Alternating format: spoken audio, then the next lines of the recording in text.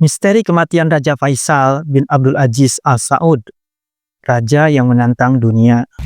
November 1973, pada suatu masa ketika dunia diguncang krisis minyak, bukan senjata yang mengguncang barat, melainkan keputusan satu orang raja, Raja Faisal bin Abdul Aziz dari Arab Saudi. Ia bukan hanya raja dengan kekuasaan, tapi pemimpin dengan prinsip. Ketika ia memutus pasokan minyak ke barat pada Oktober 1973, sebagai bentuk solidaritas untuk Palestina, dunia barat terjerembab dalam kekacauan. Namun, ia tak gentar, sebab ia tahu kehormatan tak bisa dibeli dan kemerdekaan tak bisa ditukar dengan kenyamanan semu.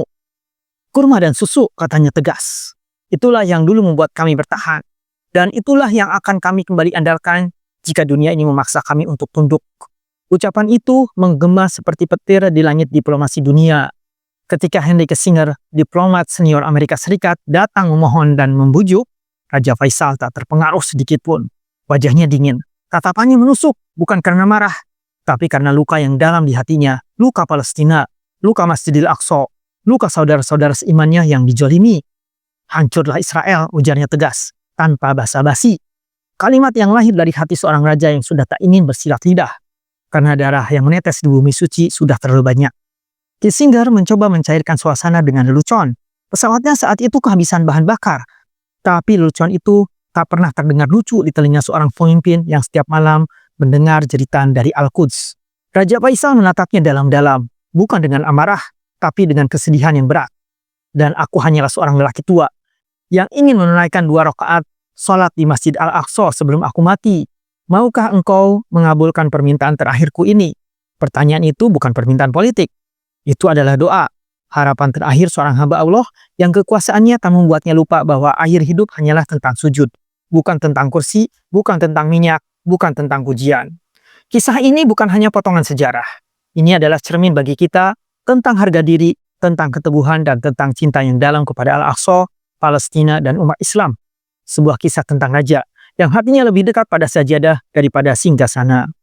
Raja Faisal bin Abdul Aziz Al Saud, sang raja yang menantang dunia. Pada tanggal 2 November 1964, sebuah babak baru dalam sejarah Arab Saudi dimulai. Faisal bin Abdul Aziz Al Saud, putra ketiga dari pendiri kerajaan Arab Saudi, resmi naik tahta setelah kakaknya, Raja Saud, diminta turun karena kondisi kesehatan dan kepemimpinannya yang dinilai tidak lagi stabil. Penobatan ini bukan sekadar transisi kekuasaan, melainkan lahirnya pemimpin besar yang akan dikenang sebagai sosok visioner, pemberani, dan pembela umat Islam di dunia. Faisal lahir pada tahun 1906 di Riyadh. Sejak kecil, ia dikenal cerdas, religius, dan disiplin. Ayahnya, Raja Abdul Aziz, menanamkan nilai-nilai Islam dan semangat kepemimpinan padanya. Pada usia muda, Faisal sudah dipercaya mewakili kerajaan ke luar negeri, seperti kunjungannya ke Eropa pada 1926 yang membuatnya memiliki pandangan global, namun tetap teguh pada nilai-nilai Islam. Sebelum menjadi raja, Faisal telah banyak memegang posisi penting. Menteri Luar Negeri sejak 1930, Perdana Menteri sejak 1953, dan bahkan mengelola banyak urusan kenegaraan ketika Raja Saud jatuh sakit. Kepemimpinannya yang efisien, ekonomis, dan berwibawa membuat para ulama, bangsawan, dan masyarakat luas mendukungnya untuk menggantikan Saud. Akhirnya, Majelis Ulama dan keluarga kerajaan secara resmi menunjuk Faisal sebagai raja. Menduduki kursi raja, Faisal tidak tinggal diam. Ia memulai reformasi besar-besaran di bidang pemerintahan, ekonomi, dan pendidikan. Ia memperkenalkan pendidikan modern untuk laki-laki dan perempuan, memperkuat lembaga peradilan Islam, dan mengembangkan infrastruktur negara dengan tetap berpegang pada syariat Islam. Ia juga memulai langkah awal diversifikasi ekonomi agar Saudi tidak sepenuhnya bergantung pada minyak. Namun, salah satu peristiwa paling bersejarah dalam masa pemerintahannya terjadi pada Perang Yom Kippur 1973, ketika negara-negara Arab melawan Israel. Ketika Barat, terutama Amerika Serikat, mendukung Israel, Raja Faisal mengambil langkah berani, memutuskan pasokan minyak kepada negara-negara pendukung Israel. Dunia pun terguncang, harga minyak melonjak, dan Barat merasakan krisis energi yang belum pernah terjadi sebelumnya. Dalam pernyataannya yang menggema, kami dan leluhur kami telah hidup hanya dengan kurma dan susu. Jika perlu, kami akan kembali pada itu, demi membela kehormatan dan agama kami. Kalimat itu menjadi simbol keberanian dan keteguhan seorang pemimpin muslim sejati. Sayangnya, masa kepemimpinan Raja Faisal berakhir tragis. Pada 25 Maret 1975, Saat sedang menyambut tamu di istana, ia ditembak oleh keponakannya sendiri, Pangeran Faisal bin Musaid. Dunia Islam berduka. Seorang raja yang disegani, kawan dan lawan, seorang pemimpin yang bersahaja namun tegas, wafat dalam usia 69 tahun. Bagaimana hal itu bisa terjadi? Darah di Istana Riyadh, misteri pembunuhan Raja Faisal. Pada pagi 25 Maret 1975, Istana Riyadh diliputi ketenangan seperti biasa. Raja Faisal, sosok karismatik yang dikenal tegas terhadap Barat dan sangat mencintai Islam, menerima tamu-tamu negara di ruang audiensi. Namun hari itu berakhir tragis. Di tengah kunjungan kehormatan dari delegasi Kuwait, seorang pangeran muda dari dalam keluarganya sendiri masuk ruangan, berpakaian layaknya seorang tamu kehormatan. Ia adalah Pangeran Faisal bin Musaid, keponakan sang raja sendiri. Tanpa peringatan, Faisal bin Musaid mengeluarkan pistol dari balik jubahnya dan menembak Raja Faisal dari jarak yang sangat dekat. 2 peluru bersarang di kepala dan telinga sang raja. Sang pemimpin jatuh bersimbah darah. Dunia Arab terdiam. Dunia Barat terhenyak. Motif pribadi ataukah kudeta terselubung? Secara resmi, motif pembunuhan ini disebut sebagai balas dendam pribadi. Saudara sang pembunuh, Khalid bin Musaid, ditembak mati oleh aparat pemerintah Saudi tahun 1965 saat mencoba menyerbu stasiun televisi Riyadh karena menolak modernisasi yang dipaksakan. Pangeran Faisal bin Musaid, sang pembunuh, dikatakan menyimpan dendam terhadap sang raja yang dianggap bertanggung jawab. Namun ada banyak tanda tanya yang belum terjawab hingga hari ini.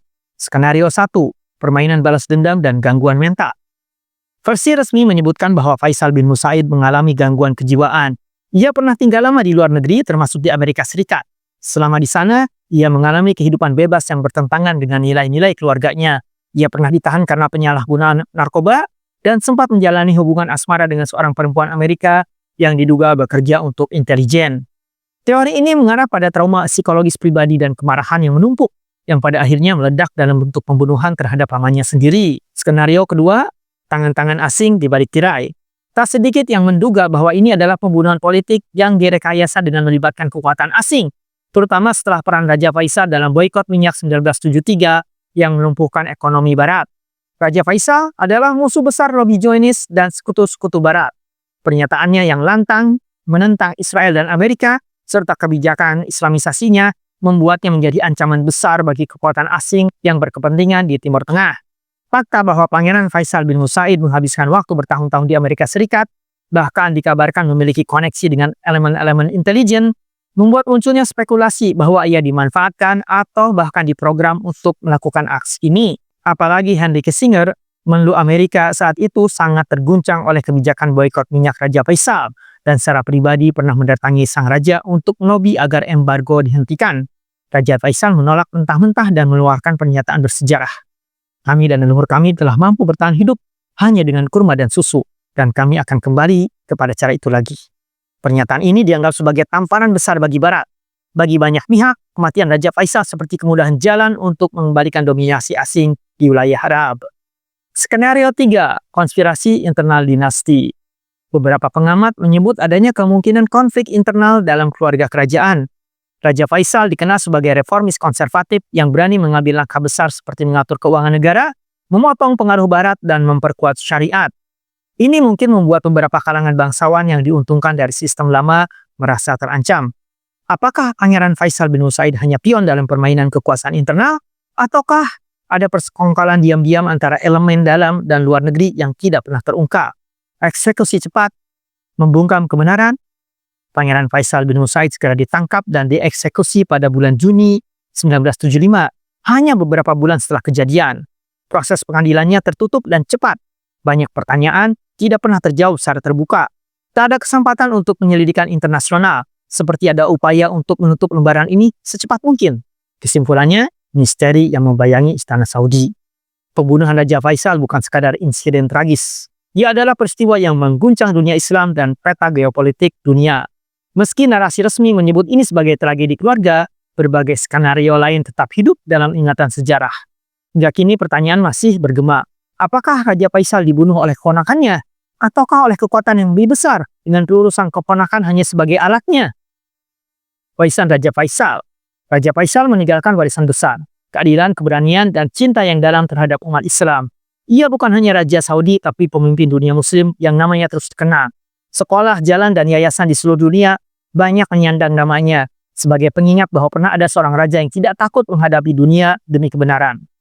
Islam adalah dasar pemerintahan kami. Jika kita kehilangan itu, maka kita kehilangan segala-galanya, ujarnya. Pada pagi yang seharusnya biasa di Riyadh, 25 Maret 1975, bangsa Arab dan dunia Islam terguncang oleh sebuah kabar duka. Raja Faisal bin Abdul Aziz Al Saud, pemimpin yang tegas dan bersaja itu, wafat. Yang lebih menggetarkan, kematiannya bukan karena usia atau sakit, melainkan ditembak oleh keponakannya sendiri, Pangeran Faisal bin Musaid, di dalam istana Riyadh, tepat setelah menyambut delegasi resmi dari Kuwait. Darah mulia yang menetes di tanah itu bukan sekadar kehilangan seorang raja, tapi hilangnya seorang pemimpin umat. Sosok yang dengan gagah berani memboikot minyak atas negara-negara pendukung penjajahan di Palestina. Seseorang yang tak gentar menentang hegemoni Barat, yang dikenal berani berkata, kami dan leluhur kami telah mampu bertahan hidup hanya mengandalkan kurma dan susu, dan kami akan kembali dengan cara itu lagi untuk bertahan hidup. Kematian Raja Faisal melahirkan banyak dugaan. Ada yang menyebut ini murni persoalan pribadi, ada pula yang menilai ini bukan sekadar kemburuan internal, melainkan konspirasi yang lebih luas. Amerika, Israel, CIA, Mossad, entahlah. Tapi banyak yang percaya bahwa keberanian Raja Faisal dalam membela Palestina dan Islam tak pernah disukai oleh kekuatan asing. Namun satu hal yang tak bisa dibunuh oleh peluru apapun adalah keteguhan imannya. Kini sosok Raja Faisal telah tiada, tapi semangatnya tak pernah mati. Namanya hidup dalam sejarah, dalam hati umat Islam, dan dalam setiap doa anak-anak Palestina yang dulu ia perjuangkan.